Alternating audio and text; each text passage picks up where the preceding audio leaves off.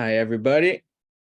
My name is Matthew Bader. I think I'll just get this kicking right now. This is a pretty niche event, as I'm sure you can imagine, because not everybody's that interested or intrigued about joining a board of directors, but I'm really happy that you folks could join us today. I'll just invite my panelists to turn on their cameras.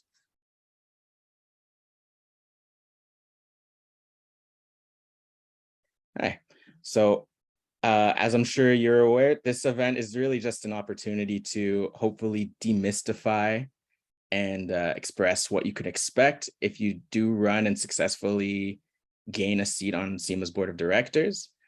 Just to start off, I'll just ask my panelists to introduce themselves. Let's start off with Meagan. Hey everybody, my name is Meagan Davidson. I am the co-founder of Tiny Kingdom Music. It is a record label management company based in Vancouver, BC and Toronto, Ontario. We've been at it for 7 years now. I think this weekend actually is our 7th birthday.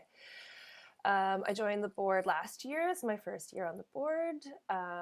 And my history in the music industry, I started kind of getting my feet wet in music production on the live scene. And then I worked at Music BC, which is an MIA, for 5 years before I started my own company. Yeah, is that good, Matt? Yeah, no, that's so okay, good. awesome. Gourmet, would you like to speak next? All right. Hi, everyone. So, yeah, my name is Gourmet Délice. I started a company called Bonsound in 2004 with 3 business partners. Now we're 3 altogether with the 36 employees, I think. And we do everything from management, records, booking in Canada, also putting bands on the road everywhere in the world, publishing company, and we have a full PR team also in-house. And I started off as a musician in the 90s and did everything for the band I was in, so kind of learned the trade there. And I'm also on the board of CIMA since last year as Meagan, and I'm also on the board of the MMF and the Music Managers Forum Canada and the ADIST, which is the equivalent of CIMA, but in the province of Quebec. So that's about it for now. Okay, and last but not least, Daniel. Yeah, cool. So I'm Dan. I work at a company called Monstercat. We're an electronic dance music record label based out of Vancouver, BC. Been around for about 10 years. We're 70 staff between Vancouver, LA, and Singapore. And so I've been there for 8 years. I'm the commercial director, which is really just responsible for the governance of our IP and sustainable revenue generation. So a lot of that work is global, but I really like to work in Canada and domestically. So I also sit on the board for Music BC and have for the past couple of years. And then I've been on the CIMA board here for the past year. I myself was also a musician. I was a terrible performer. And that's kind of what led me into working in the music industry instead and helping to amplify creatives and really find unique ways for them to monetize from their craft. Awesome. Well, I'm very thankful to have the 3 of you joining us today for this panel. I think we'll just sort of launch into some questions to hopefully describe for the attendees what they could expect if they join our board. I just wanted to add as well, if at any point as an attendee you have any questions, just sort of put it in the chat. I'll be monitoring it while we're all speaking. So we'll raise those questions as they sort of come in. My first sort of question, I suppose, it does tie in with a couple of the intros, which is just discussing what other experiences on boards of directors have been like for you. So, I'll just start with Daniel. Could you talk a bit about your past board experiences outside of CIMA's board? Yeah, so like I mentioned, I've been on the board of Music BC for 3 coming up on 4 years. So I got started with them. I kind of got started with the trade associations provincially and federally through the export missions that they were doing. So that's really how I got tied in with Music BC. Their executive director, Alex Grigg, at the time was really interested in bringing electronic music in, and he kind of found Monstercat and thought what we were doing was pretty cool. And so he invited us on a few of those trips, and that's how I got involved with Music BC. And I mean, they've been a really great part of kind of our journey at Monstercat. And after a couple of years of working with them and going on these missions, I really thought the work that they were doing was pretty interesting, and wanted to help out. And so they actually gave me a call, and I got nominated to that board to replace somebody who had decided to step down. So I actually wasn't elected originally. I was nominated onto the board, and then did that for a few months, and then stood for election afterwards, because I thought, hey, this is something pretty interesting. But what was cool about that experience was then, I mean, I went into this thing totally blind. So when I went into Music BC, I really didn't know what a board of directors was. I would have been 26 when I got put on that board. And so really had no idea what a board was, didn't know what they did, didn't understand the concept of board governance. And then, over that time, I was able to kind of understand and learn from some people who had a little bit more tenure on that board than I did. And that was a really good foundation coming into the CIMA board. Because then at least I was familiar with the concepts of governance and how a board operates, and really like what is board work and what's, the work of the staff and so forth. Gotcha. And I'll just repeat that question to Gourmet. Could you talk a bit about your time with MMF and DISC prior to joining CIMA's board? Yeah, well, the first board I was on is the MMF one, and I was actually also nominated because Rena Thompson, a manager here in Montreal, was on the board. She wanted to bring more people from Quebec, so they just put me there on the board, and I'm still there actually, and maybe I'm going to be reelected this year. I don't know, but I've been there for I can't remember how many years actually. So I started like that, and then after that I had to put forward my nomination and then run for elections, and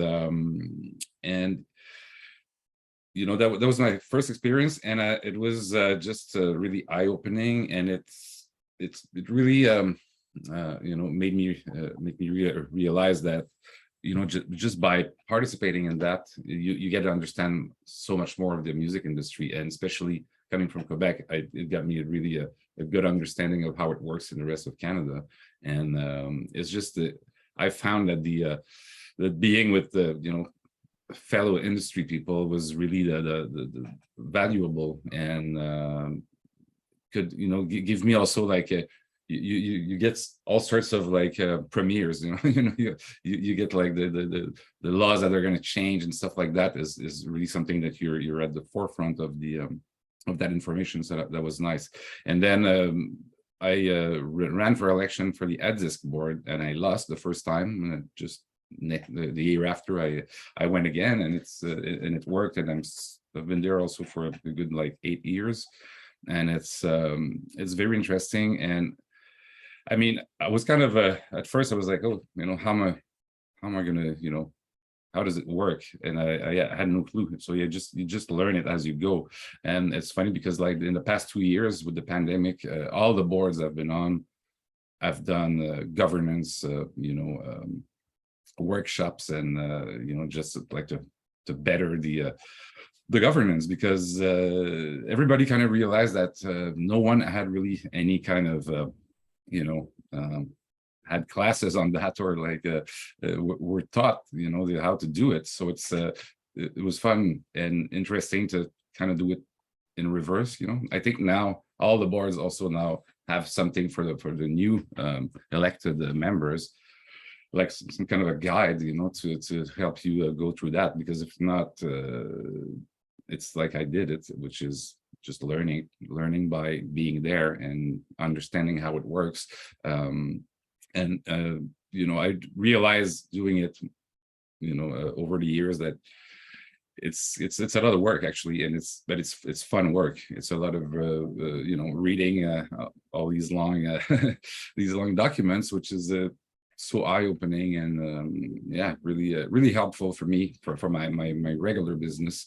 So the importance to understand that you serve the members, and that you're there to serve the members and protect the members, and not your business. It's an interesting also exercise that you only get to that point by being on a board of an organization. So yeah, I think it's I don't know if that answers any question really. But I think it does. You colored like your sort of past experiences on boards, which is like, I think just good context for anyone who's interested in learning about boards as a whole. Like, I mean, as Daniel was just speaking about, he just sort of dived in. He didn't really know what to expect in terms of governance structures and everything. I feel like that would very often be the case with anyone new to a board. also as a member, I was a member of the MMF, but I didn't fully understand what MMF could do for me, or even or now SEMA. Being on the board, I just discovered like, oh, we've been members for a long time, forever, I think, since we've started. So, but we weren't using all the services and we didn't know everything. So being so close now, I discovered like there's so much, that we can get as members. So as a member, it's really also very good to be on a board, to understand the organization. For sure. I'll actually just take that opportunity to pivot to another question for Meagan. I'm just sort of curious, how did you perceive SEMA's operational activities before joining the board? Like, I know that what we do can be a bit mystical or vague to the outsider, but like, what did you see as SEMA sort of doing in the world before you joined, and how did that perception change? I mean, my background's so unique because I worked for Music BC. I kind of do come from like a staff of a nonprofit point of view, so I totally understood what the role of a board was before I even started running, because I was the person sitting in the board meetings taking notes before. So like understanding the governance and how the advocacy side works and kind of what the organization did, because we worked so closely with SEMA throughout that entire process. I knew what I was getting myself into. I guess I really didn't anticipate how much policy work there would be, and that really excites me. I'm like really interested about policy and advocacy on like a federal level and how that affects not only like my company and my friends' companies, but like all of our companies, and how we interact with international companies, and how we kind of grow as a nation on an international level. So that part I didn't really anticipate I would be so keen to be more invested in. I think I kind of thought I would come onto the board and give my input on like programming and international networking opportunities and some membership benefits and like what I think people would really benefit from, and kind of leaning towards more of what like my expertise was when I was working at Music BC. But I guess I didn't really anticipate wanting to really learn more of the policy side of advocacy, if that answers the question. No, for sure. Yeah. Yeah. There's a lot to learn. No, for real. There's definitely a bit of a learning curve, but I think, at least I hope, that we do enough work to sort of get everybody up to snuff, like in a fairly efficient process. Totally. Daniel, what do you think? How did you see SEMA's operational activities before being on the board? It was kind of like seeing the tip of the iceberg. It's kind of what we were aware of, and then I didn't realize there was this behemoth under the water that SEMA was actually doing, and joining the board really opened my eyes to that. I think to Meagan's point about the policy, I never really realized how much policy work and advocacy work SEMA did. It was kind of like, it's part of the mission statement, and so I think broad strokes I understood, hey, that's what they're doing, but I didn't know what that actually meant and how it affected our organization or the Canadian music industry more broadly. So that's actually been one of my my key takeaways from joining the board, was just a deeper understanding of the operational priorities of SEMA, and seeing what they're doing and seeing what headwinds they're fighting against. I guess what I was aware of is, I was aware of the export work. I was aware of some of the networking and the facilitation. I was aware of the events and professional development stuff that they offered. But yeah, the big mystical thing for me was advocacy, because I would always see that on the mailer and be like, okay, what does that actually mean? And now being a part of those conversations, understanding that, SEMA is really looking to us on the board for input on specific issues that they're grappling with, to try to understand the perspectives of all of us, whether that's genre perspective or regional perspective or lived perspective, whatever, and making sure that, their position they're taking when they're advocating on behalf of certain policies, whether for or against, is actually representative of what the broader Canadian music industry is really saying and really benefiting from. And so I think that's been a really cool part of being on the board. And I think if that's something that resonates with the people who are sitting in the audience today, I definitely encourage them to come forward, because that's not necessarily something that at least I found that I was really participating in that conversation when we were just a member. Now, granted, Monstercat is also located on the complete opposite side of the country, separated by a whole bunch of mountains. And so the experience may be different for those who are kind of living in Toronto. I think that's a pretty fair sort of caveat to add, although I do assume a lot of the time that the advocacy work just in general is kind of something to slog through unless you sort of dropped in the middle of it. It can seem dry until you really start digging in, and then all of a sudden you're like, holy smokes, there's so much here to uncover. Like, what the heck is going on? I'll ask you, Gourmet, from the perspective of someone who's both been on the MMF board and the DISC board. How have you sort of perceived our advocacy operations? Has it been very different from what you've experienced in the past? Has it been mostly similar?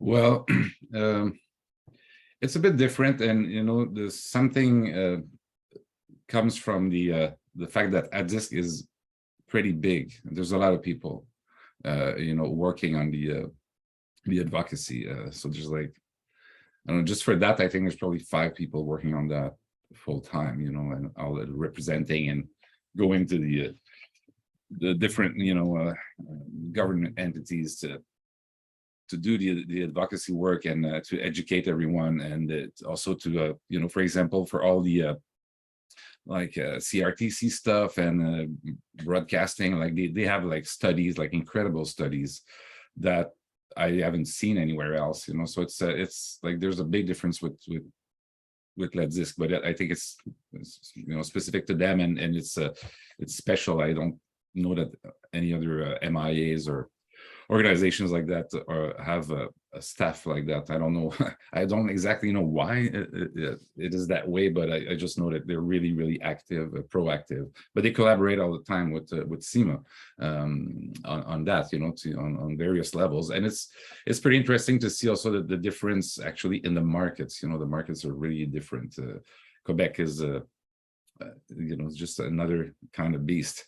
It has its special star system that like some people here are really, like, artists are really huge, and they're not known in Canada at all, and the contrary is true too. So it's really some people would like that, but it's in theory it's like 2 countries, in some ways. So it's very interesting to see the differences, from my point of view, and that we've always done business everywhere. So that's why I was saying that just being on boards of organizations who are based in Toronto really helped me understand those differences. And yeah, it's I just agree with all of it, what you said. It's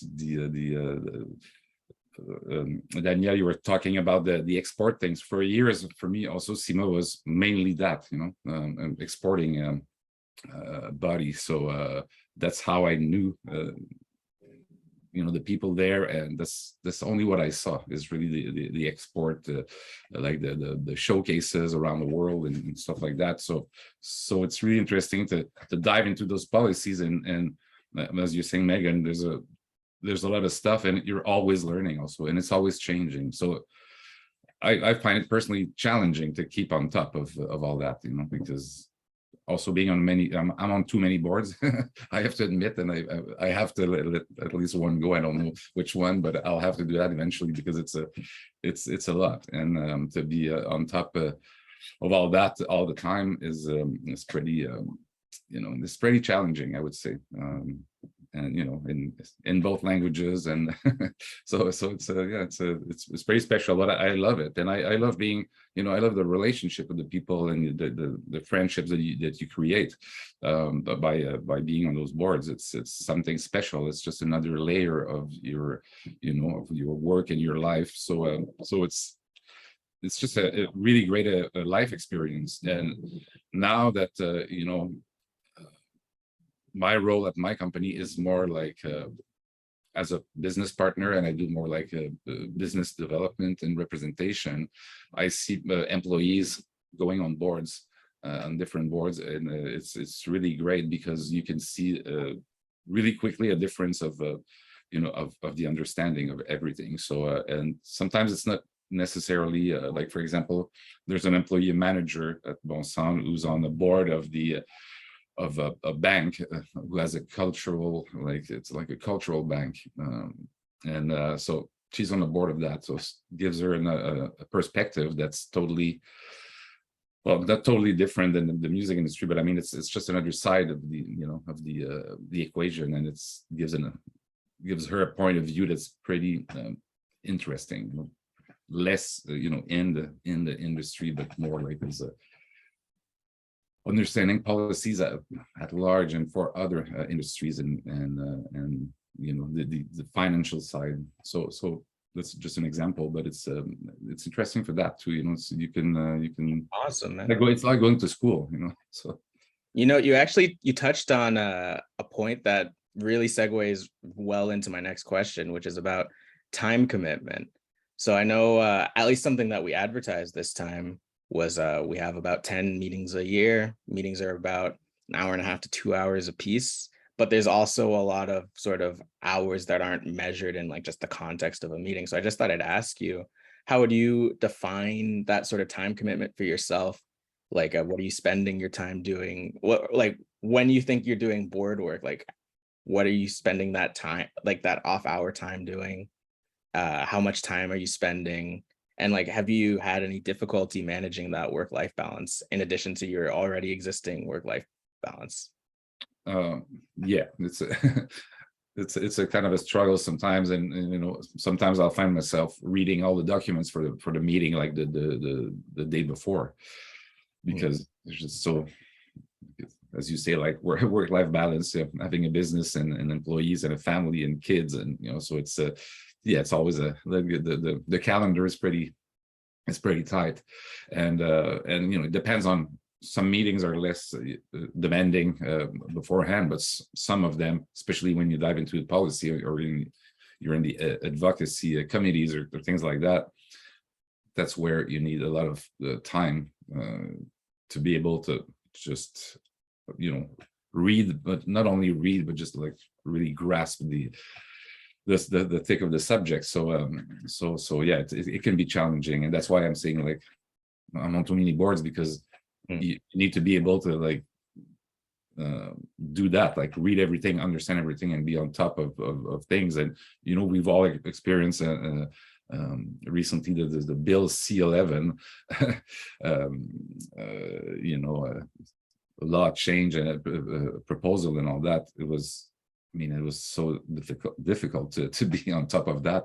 I don't know about anybody else here, but I felt it was like very, very challenging. So I mean, but a challenge is good, right? So it's interesting. For me, it helped me put my stuff in order, actually. Just to be able to, like, it's always things that we receive as members. Often, like, we receive information, and sometimes you say, "Oh, I'm going to read that one day," but now I have to read it and understand it. So it's really good for as an overall learning, not curve, but process, ongoing process. Sure. Yeah, I mean, to that end, I'm curious, Meagan, since you've been on the administrative side of a board before, like, how do you perceive the sort of time commitment now on the inverse, like as a director? Yeah, I guess, like, for me, it's a lot of work. And I guess it depends. For everybody, it's a little bit different. It depends on how many committees you're on and how involved you actually want to be in the intricacy of the organization. You definitely have to commit to the meetings and doing a lot of the prep work for meetings. And like Gourmet was saying, staying on top of what everybody's advocating for on the board, because overall the goal of the board is to direct the staff in their jobs and to help them and support them in the work that they're doing. And then, depending on how many committees you're on, that works could also fluctuate and change. I feel like a well-rounded board, like from a staff perspective and also now as a board member, is like usually comprised of people that have different capabilities, capacities, and connections, and all of it together kind of makes like a really holistic board. So there are always going to be people that end up putting in more hours, and there's going to be people that are putting in more resources, and people that are putting in more of their like mind and intellectual power. So I feel like for every person, it's so different. I don't know if that helps. No, I think so. Yeah. Yeah. What would you say, Daniel? How have you felt about the time commitment, and has it been difficult to manage with your other commitments?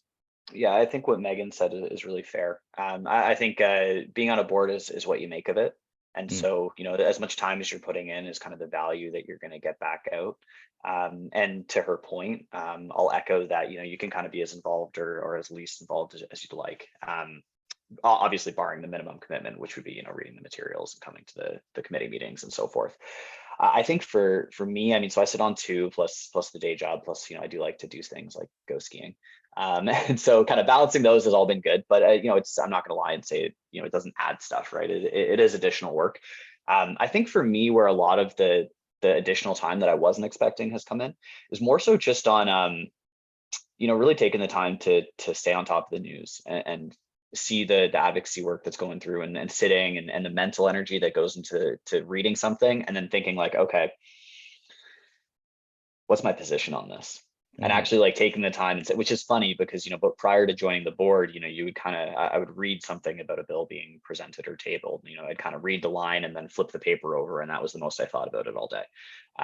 Whereas now that these things are, things that we have to come to meetings and talk about, I really like to try to take the time to come up with a perspective, ensure that, I'm being informed and I can actually come to a perspective that I'm comfortable standing behind. And so for me, that's where a lot of this work has come. Now I'm also coming into this maybe with less experience than a lot of the people who have been on the board for a number of years or who are familiar with kind of federal policy. And so there's kind of a lot of that like backdated homework that I'm having to do just to bring myself up to kind of that same level of experience. But that for me has been it. So it's not really been about, preparing for the meetings, the actual mechanical work of reading the minutes and whatever. It's more about just doing the homework to make sure that, I'm actually confident in the perspective that I'm bringing and ensuring that, it aligns with, my personal values and it makes sense in the context of Monstercat and what I'm seeing here in BC, so that I can really stay true to the goal that I said when I ran for the board, which was, I'm really trying to bring this perspective of dance music and West Coast. And so ensuring that I'm doing enough homework and thinking about it, that I can actually feel confident in that perspective that I'm bringing forward. So just to stay on the subject of doing homework and stuff, I'm just curious, did you find there was much of a learning curve in like starting to grasp all this advocacy work? Did you rely on any particular board members or staff members or even outside sources to make sure you could understand everything? It's a collection. I think everybody has their own process. And so, yeah, there were board members who were very supportive in helping me kind of bring up. I was lucky because we did our strategic planning shortly after I joined the board. And so that afforded me the opportunity to come to Toronto and sit with everybody and spend a couple days, right? So that was really a great crash course. But then, CIMA does a great job as well of having the experts they bring on the staff. So, having our policy expert who can come in and help fill those knowledge gaps. And then like anything, it's just, I forget what it's called, but when you learn about something and then you see it everywhere. And so that's kind of what was happening. And so now it's just, okay, if I'm flipping through the paper or I'm flipping through Reddit or I'm on the front page of CBC, like all of a sudden it's just starting to pick up those little nuggets of information. No, for sure. I'm curious, Gourmet, how have you sort of seen CIMA's resources in expressing or explaining some of these advocacy issues? Have you seen a lot of overlap with a disc, or has it been mostly at odds, do you think? There's a lot of overlap, that's for sure. But it's interesting also to see exactly like I was saying, the point of views, from the industry here and from the industry in Canada. And I've experienced it in the board because some of the the policies that we're trying to change or have a bail pass, well, ADISC was for it, and most of the CIMA board was not for it. So it was kind of a interesting moments to witness and to understand, like, okay, the vision is totally different, so yeah, but there's a lot of overlapping, but also the members are a bit different. There's in Quebec, the labels are represented at La Disque, but mostly like the record producers and like executive producers, not the sound person, but the people who put on the money. So like who own master recordings, but also they represent a lot of the concert producers, which is which is a job that's mostly done by managers in English Canada, but in Quebec there's really a profession, which is concert like tour producing, which exists because there's a tax credit that's being given out by SODEC, which is the equivalent of Music Ontario or Ontario Creates. So there's a total other side, that's not that we don't see at CIMA that much. The live side at CIMA is going to be more through the export initiatives. So yeah, there's overlapping, but there's also like different things, so it's that's why it's very interesting to be on both. For sure. I'm just going to move on to another question from Meagan, which is, what do you believe is the ideal skill set or expertise that our board needs for the future? Wow. A little bit of everything. I guess it kind of just goes back to like every person has their own strengths that they bring to the board. I feel like we're like in a pretty unique position after we're in recovery going into a recession, right? So I feel like having people that are future thinking, that kind of are ready to like shift the narrative, try new things and see what works. Like, I think we do have to say goodbye to a lot of ways of the past and move forward into a new future that we don't really know how that's going to look yet. And it's going to require a lot of pivoting and a lot of people that are willing to take risks and try new ways of thinking. And I guess that's kind of, if that's the one thing I get to pick, that would be the one thing. How about you, Daniel? What do you think? I think the current board is wonderful. And we've got a really good mix of people. I think diversity is always important, and so bringing people who are bringing diverse perspectives and diverse backgrounds, through all different lenses, whether that's regional or racial or sexual, whatever. We need to make sure that we're well represented of the music industry here in Canada, because the industry is not what it was 20 years ago. And the industry in Ontario versus Quebec versus the East Coast and the West Coast, that's all different as well. And so what is affecting somebody in country music versus somebody in dance music versus somebody in rock might be totally different. And so this is always kind of where my mind goes when a question like this comes up, is just ensuring that the board can bring those perspectives from all the various industries and places and lived experiences that people have. But if anybody's sitting on this call being like, am I that person? I think the most important thing to make a successful board member is just really making sure that it's somebody who's engaged, who's really willing to take the time to do the homework and come into these conversations and bring forward that perspective and contribute to the conversation to ensure that we can give the staff really like the most representative perspective that they need to make the right decisions. That's what a governance board is all about. I think Meagan did a really good job of summarizing that earlier, which is like, our job is to help guide the staff in making some of these tough decisions. And to Gourmet's point, sometimes those decisions will appease some members, and they're going to displease other members, and maybe it's going to be at odds with other organizations or whatever. So it's a tough gig. that the SEMA staff have, and it's a really hard thing to navigate when you're working in the cultural industries, because it's just at the intersection of so many sensitive topics, and also at the forefront of innovation. And so I think the more we can bring in people who can just give these perspectives and try to guide the staff and ensure that they're considering all angles, I think is going to be the best thing that we could use. And I'll just pass that off to Gourmet as well. Do you have what you believe to be an ideal skill set or subject of expertise for our board for the future?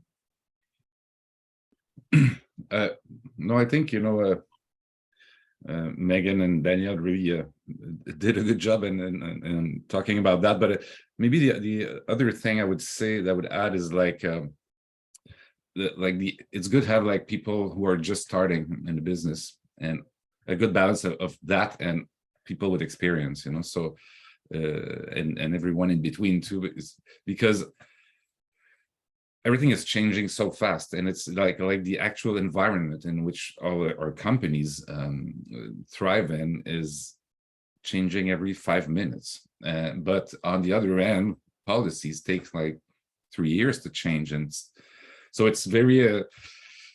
I think right now is a moment that we need exactly like a super diverse board to understand what's happening, because sometimes you'll have someone who's been forever on the board and 40 years in the industry understands things a certain way, but somebody who's just starting will see it totally differently and react and think and have an opinion very based on that, on their own experience. So you kind of need to feel that, because if not it's it's just stale and just old people deciding on stuff that's going to affect other people in the future, like people that are not affected by it right now. So it's that balance, I think, is the probably one of the toughest, because being on boards for many years, sometimes you see people leave or not being reelected, or just leave because they're just doing something else, or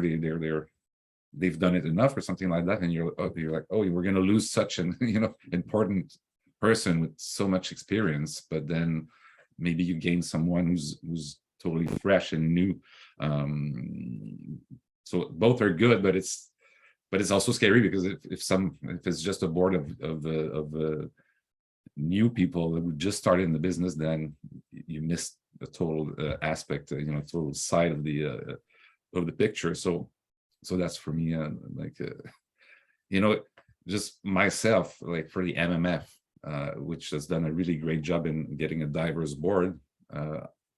I'm running for election again, but I was like, yeah, I should probably leave my spot for somebody else, So it's always, there's always those thoughts and well, in my mind, because I've been there for a long time and in the business too. So sometimes I'm like, maybe somebody else could do a better job, or just bring a fresher view of things.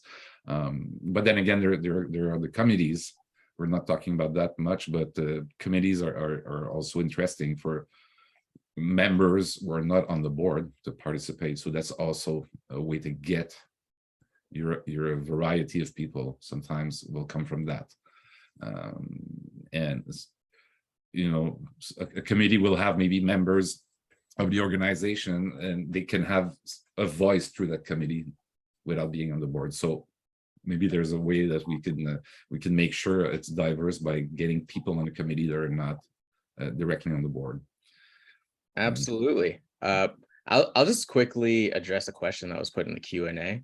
It was specifically asking, aside from nomination, what is the selection process like? So just to give that a quick answer, outside of being elected to the board, every year, the directors appoint 2 directors for just a single year, so not for a full term, which would be 3 years. The appointed members are decided by the board via majority vote. It's just basically it was a policy we added to our bylaws in order to ensure a greater level of diversity, just much like how all the panelists have been sort of addressing, like the value of diversity of thought, experience, perspective, geography, expertise, everything. So yeah, like there is a chance that someone could be appointed to the board without even running, or A good way to get the notice of the board though is to run in general, because then they'll be more aware of you existing in that sort of context. But yeah, that's the only other way to be a member of the directors. So I'll just move on from that. And quickly, I think that a pretty significant reason why someone might not want to run for a board is maybe feeling anxious about sharing their opinion. So I just thought I'd ask, have any of you ever felt anxious about sharing an opinion? And if so, how have you overcome that feeling? I'll start off with Meagan because she's nodding quite a bit. I still feel anxious sometimes about sharing my opinion. Compared to a lot of the expertise on the board, I am definitely new. I'm new in the industry. I'm a woman in the industry. It's taken me a lot of years to learn how to use my voice and speak up for what I think is important. And I still struggle with it all of the time. There is always an imposter syndrome in all of us. I think that throughout the last year, I've definitely built a lot of confidence in listening to my instincts and my gut, because a lot of the things that I feel like, oh, I want to bring that up, somebody else brings it up. So it's almost quite validating in that sense to be like, I was right in how I was feeling, or my perspective is valid. Somebody else is feeling the same way that I'm feeling. And as you get to know everybody on the board, all of a sudden it just becomes a lot less intimidating because everyone's there with the same values. We all want the same thing, which is to have a successful industry.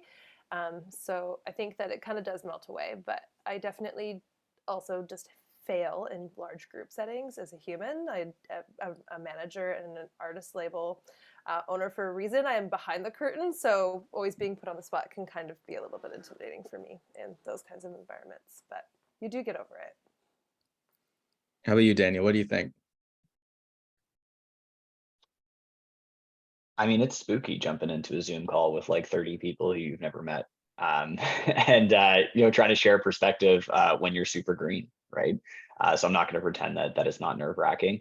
Having the chance to meet everybody in person really helped kind of melt some of that anxiety away. And also our chair, Tim, does a really good job of facilitating the conversation as well. And so ensuring that, if you do raise your hand, there's space to be able to speak. And I think the board is really respectful and well organized in that way. So, I think everyone is open and receptive. It's just really, it's up to the individual to say, okay, can I hit that button and raise my hand? And, sometimes I do and sometimes I don't. And Gourmet, have you ever had any difficulty sort of speaking up or anything? Any advice to overcome that anxiety? Advice, I don't know, but I say exactly the same thing as Meagan Daniel just said, because sometimes also if you're the only one who's not whose opinion is different, then that could be that can be really tough.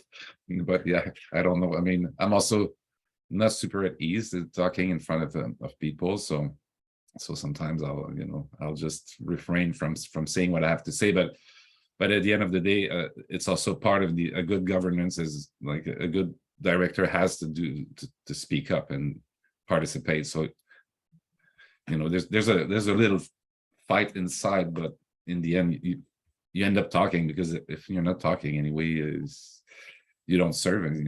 You're not useful. So and you're not useful for the board, for everybody else there, and yourself. So you have to overcome that. But I don't know what's the trick. It's just I don't know. Personally, I like to say yes to uncomfortable situations, like talk in front of people when I'm not at ease with that. I'll just say yes, just as a personal challenge. So yeah, I think it's really each person is different, and certainly there's people on boards and on our board who they absolutely don't have any they don't refrain at all. So it's it's just interesting. It's a human thing. But it's we don't have that many meetings, and you have to take the opportunity of absolutely to to have your point come across, because if not, you're losing your time. But but it can happen. And as Meg was saying, like I myself, same thing. Sometimes I'll say like, I don't feel, because you can say something, but you have to be able to also argument and defend and the point. So you have to be, top shape, I would say, to feel like that, to feel really, really in shape to be able to go forward with that idea or opinion you have. So I would say it depends on the day and the general feeling. Can I add one more little note to that, Matt? Yeah. I think, when you are elected to the board, it's mandatory to choose a committee. You have to sit on at least one committee. And I do find that those environments are so valuable for being able to workshop your ideas, because you pick a committee that really speaks to who you are as a person and where you feel like you're going to be able to give a lot of really interesting perspective. And then each committee has a chair of the committee, and that is that chair's role to give the committee report to the board meeting. So if someone is like me, a little bit nervous of like speaking up in large groups or kind of how to even break through that barrier, I found my comfort level in the committees and being able to really speak my mind in smaller groups, and then have someone else report that to the board and then be able to back up my opinion when it was called on. So that's just a note. You don't always have to just talk in front of a group of 30 people. Nice. No, that's a very good point. We're also looking to overhaul the way our committees are structured, and also just try to figure out who can join, how can they join, what's the sort of protocol. So please stay tuned for that if you're watching this. Like, hopefully we'll be able to announce something shortly after the AGM, if not before. I will just add, you know what? I just got a couple more questions. I think what I'll just ask, I guess, Meagan to start off with is, everyone among the panelists, everybody here is running for re-election. What led you to make that decision? And do you have any advice for someone who's considering the same?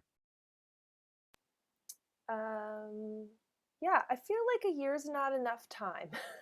The board moves slow. It's kind of like what Gourmet was saying. Policy takes years to kind of come to fruition. And I found that, like, I just did my 1-year term. I'm up for re-election now, and I'm really looking forward to doing 3 years because I really want to get my hands in and I want to get my feet really wet, and I really want to dig into some larger issues and be able to like dedicate time knowing that it's something that I'm going to be a part of for a longer period of time and I can see through.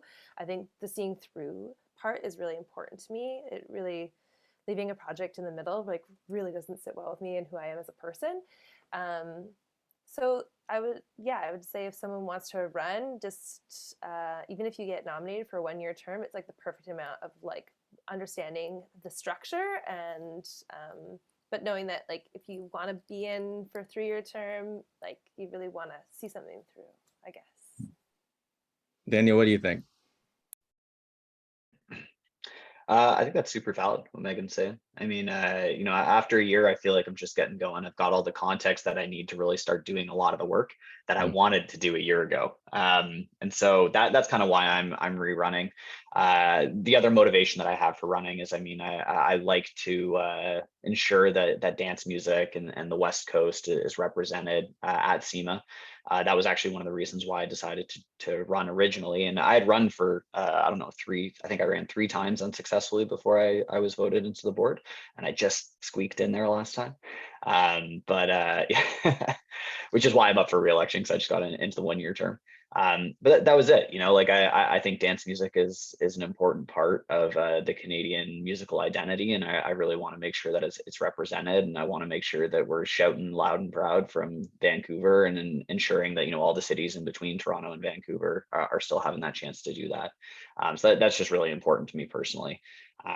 And so I hope that I get reelected. I think that would be great. I'd love to continue the work that we're doing, because like Meagan says, it would drive me nuts to be a part of this and then kind of walk away and not see what's going on.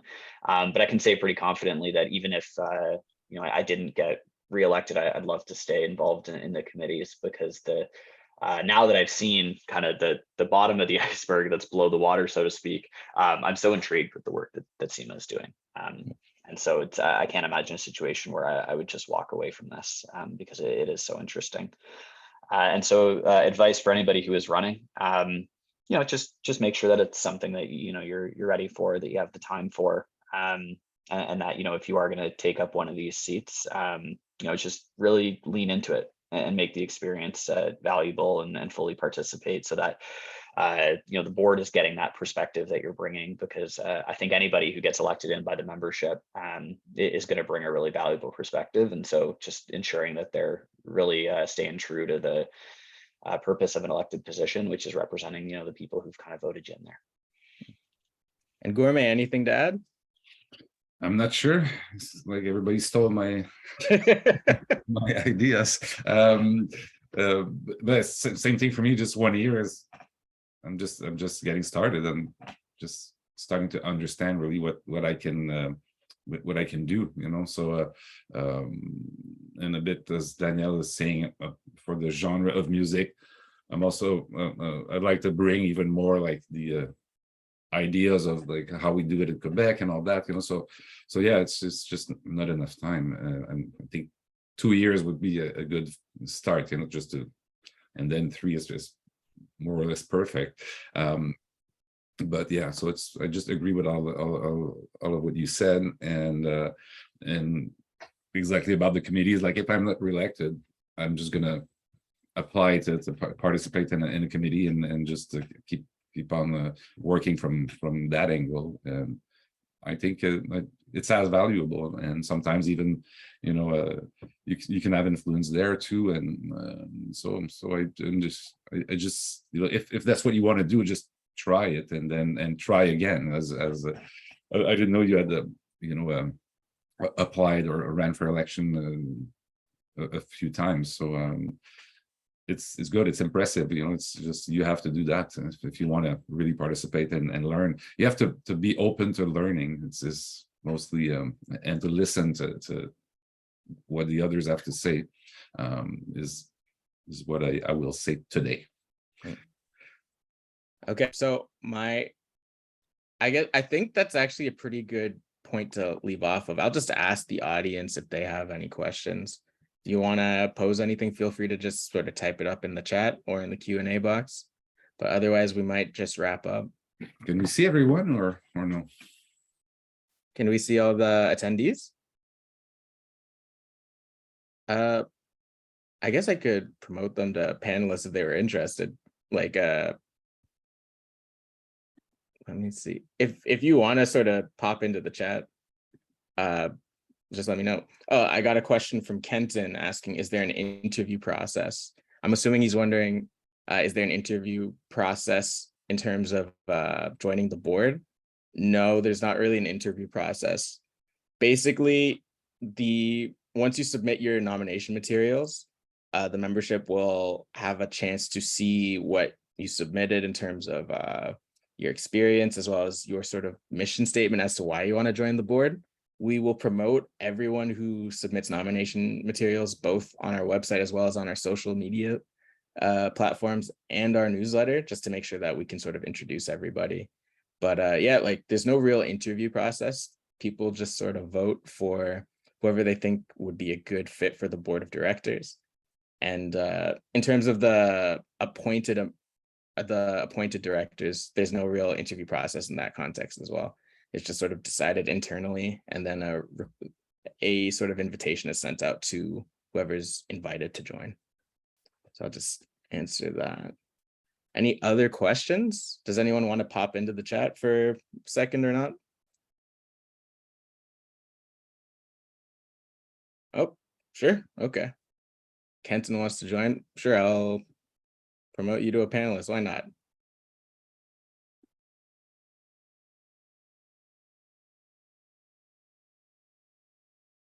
Did that work?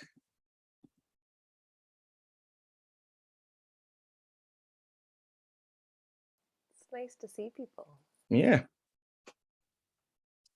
It is. It always feels weird just like talking to a chat, Hello. right? Hey, Kenton. Hi, Kenton. Hello. Where are you based? I'm based in Calgary.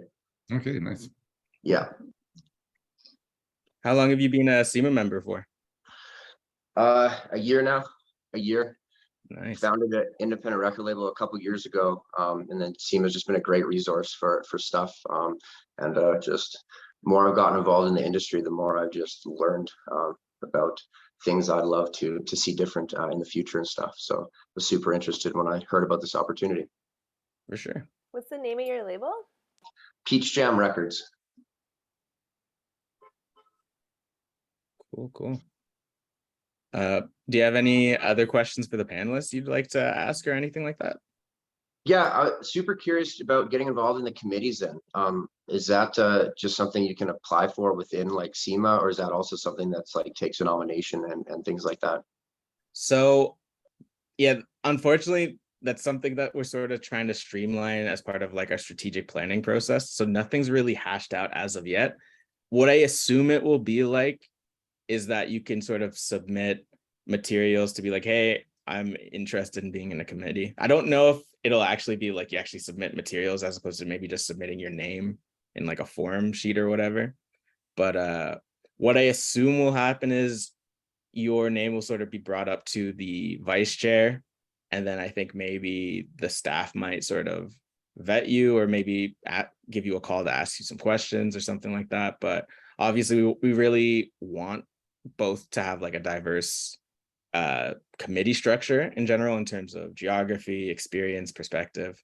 But also I think it's very important to have these committees be an opportunity for members to be more engaged with the organization, because like I feel like, as people have sort of been alluding to in the past, like a lot of our advocacy work, for instance, kind of just goes under the radar of what people sort of understand that we're doing. So I think committees are a really great opportunity to sort of engage with people who are looking to sort of dip their toes.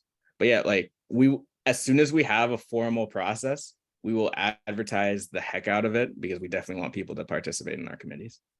Cool. No, I love that. And thanks again for everyone that's been sharing this stuff today. It's been super insightful. Awesome. Thank you for coming.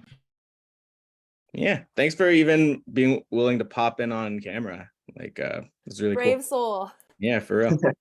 And no, I appreciate it. Well, you guys talking about the experiences and stuff and the being uncomfortable, but then being able to do it. I've learned through the entrepreneurial journey that anytime you're feeling like a bit uncomfortable, it's probably a good thing. And so I strive for that now. So I appreciate it. Awesome. And thanks for the opportunity to hop on. Thanks for taking it. We should make t-shirts like be uncomfortable. No, for real. I think with that, we'll just end the webinar here. We're going to post it online as well on both the website and on our YouTube page. Thanks so much for your time, everybody. Cheers. Right on. Thanks a lot. Yes, Matt, you did a great job. Thanks. All right. Cheers, everybody. Bye. Bye.